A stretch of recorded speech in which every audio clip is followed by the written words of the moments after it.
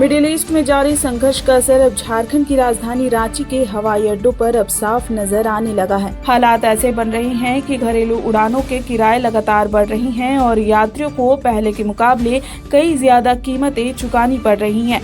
दरअसल हाल ही के दिनों में एविएशन टर्मिनल फ्यूल यानी ATF की कीमतों में बढ़ोतरी के बाद एयरलाइन कंपनियों ने फ्यूल सरचार्ज लागू कर दिया है, जिससे किराया पहले ही बढ़ चुका था। इसके बाद केंद्र सरकार द्वारा फेयर कैप हटाने का फैसला सामने आया, जिसने किराए में और तेजी ला दी है। रांची से दिल्ली, मुंबई, कोलकाता, बेंगलुरु, चेन्नई जैसे प्रमुख रूट्स पर टिकट अब हजारों रुपए महंगे हो गए हैं। हालिया आंकड़ों के अनुसार कुछ रूट्स पर किराए 2500 से लेकर 3000 रुपए तक का उछाल दर्ज किया गया है। यहाँ तक कि एक महीने पहले बुकिंग करने वाले यात्रियों को भी राहत नहीं मिल रही है।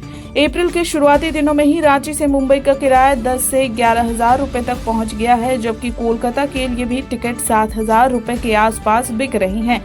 ये बढ़ोतरी मार्च की शुरुआती दिनों की तुलना में काफी ज्यादा है। ट्रैवल एजेंसियों का कहना है कि फेयर कैप हटाने के बाद एयरलाइंस को अब कीमतें तय करने में ज्यादा छूट मिल गई है, जिससे डायनामिक प्राइसिंग के तहत मांग बढ़ते ही किराए तेजी से ऊपर जा रहे हैं। विशेषज्ञों का यह भी मानना है कि मिडिल ईस्ट में चल रहे तनाव के कारण न केवल ईंधन महंगा हुआ है, बल्कि एयरलाइंस के ऑपरेशन कॉस्ट्स और इंश्योरेंस चार्जेस भी बढ़ा दिए गए हैं। इसका सीधा असर टिकट कीमतों पर पड़ रहा है। वहीं इंटरनेशनल यात्रियों पर भी इसका प्रभाव दिख रहा है। बड़ी संख्या में यात्री अब विदेश यात्रा से बच रही हैं और देश के अंदर ही पर्यटन स्थलों का रुख कर रही हैं, जिससे घरेलू उड़ानों की मांग बढ़ गई है, जो किराए में और इजाफा कर रही है। रांची एयरपोर्ट से हर दिन करीब 200 यात्री विदेश जाते हैं, जिसमें बड़ी संख्या में मिडिल ईस्ट जाने वाले होती हैं। ऐसे में वहाँ के हालात का असर स्थानीय यात्रा बाजार पर पड़ना स्वाभाविक है।